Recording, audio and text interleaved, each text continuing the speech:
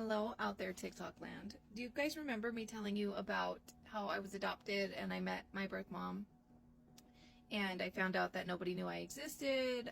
She didn't tell my birth father about me, my birth grandfather, my siblings, my uncles. Nobody knew that I existed except for her mom, and her stepdad. So the story, it was like a drunken one-night stand. I don't want to put too much info out because I don't think that's fair to her, but it was like a drunken one-night stand, and she didn't tell anybody she was pregnant, and she did tell me the reasons for that, but I don't want to put that out either. She didn't tell anybody she was pregnant until the day she went into labor, and then she went to her mom, said, "I'm pregnant, I'm in labor." Mom drove her to the hospital, she gave birth. Her stepdad, my birth mom's stepdad, came to see me the next day. Then they went on vacation, and nobody ever spoke about me again. Now, she did tell her husband about me, but told him one time, and then they never talked about it again either. I was just this little secret, this dirty little secret, which I was okay with at the time.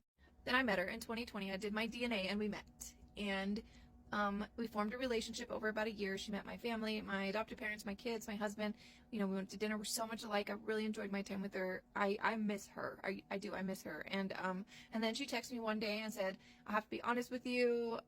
It's been really hard for her. She's had to go to therapy. She's gained weight. She's on medication. And she's not going to tell her kids or her family that she met me. She's not going to tell anybody that I exist because she doesn't want to put the burden of that on them." It bothered me because it sounded like she was saying I was a burden, and she did say, like, "I don't want to put my kids through that. They don't deserve that." And she did say, like, "I understand that you're one of my kids too, but, it was shitty. It was shitty."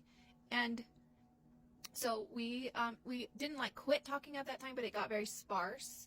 And then my adopted mom passed away, and I'd really hoped, I got to get through this without crying. My adopted mom passed away, and I reached out to her, I guess kind of hoping that she would step up.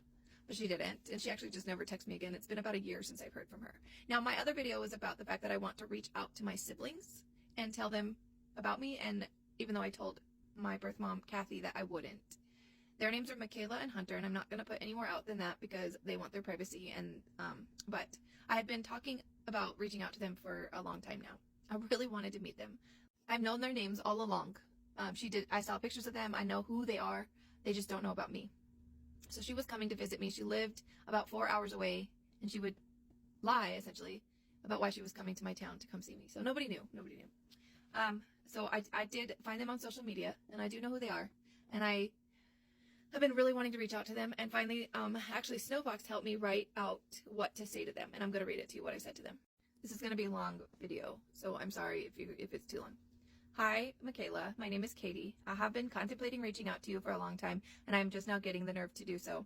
I'm not sure if you are aware or not, but I am your biological sister through your mom, Kathy. I was put up for adoption as a newborn and raised by my adoptive parents in a close adoption in 1986. I reached out to Kathy in 2020, and we met at that time. I do not want to cause any problems amongst your family, as Kathy was on the fence about telling y'all about me, and in the end she decided not to. However, since Kathy and I last spoke on the subject, the thought of knowing my biological siblings has consumed me.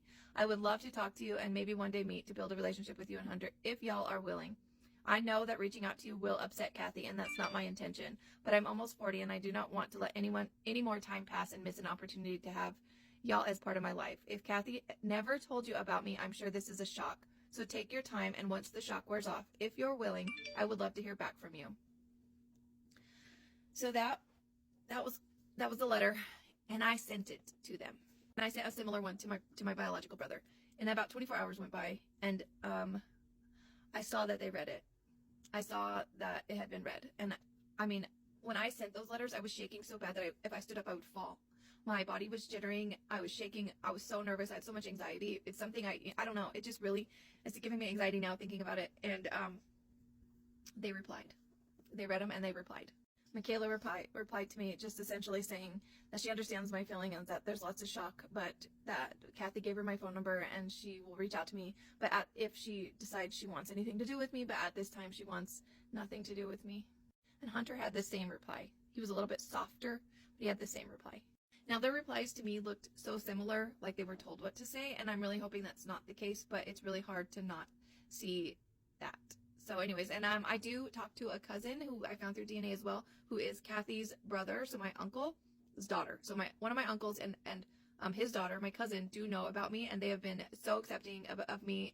Her name's Jessica, and she's beautiful. I love her, and she's been so accepting. So I sent all this information to her, and I let them know that I reached out to him, and she wasn't surprised by their response. She kind of, that's kind of how she thought it would go, but It's been really hard, and I have fought back tears.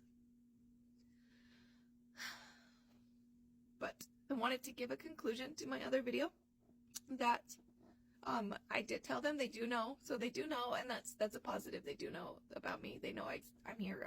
I'm your sister. I'm not a secret anymore. I'm not a burden that she has to carry anymore. So I'm grateful for that, but I can't say I'm not heartbroken that everybody looks at me like I don't know. It just makes me feel some kind of way, I guess. But so I did reach out to them. They did reply. They do know about me. So if you're ever in the same position, I say do it. Do it. Don't waste any time, because I think I spent so much time thinking about it and like talking about it that I had set expectations that, you know, they would just, I don't know, accept me. And so when they did it, it's been hard. I swore I wasn't gonna cry. I've been trying to not cry about this all weekend, but I know this video is long and I don't know how many people will make it to the end, but if you did, thank you. And Michaela and Hunter, if you see this for whatever reason, I understand. I do, and I'm not upset with you. I can't imagine what that shock felt like. But I am here when you're ready. If you're ready, I'm always here. And just call me, text me. But so there's the conclusion to my story, I guess. We'll see if anybody else reaches out. If I find anybody else, I'm still hunting down my biological father. But that's been a dead end so far, so. You know, Katie's life always filled with drama.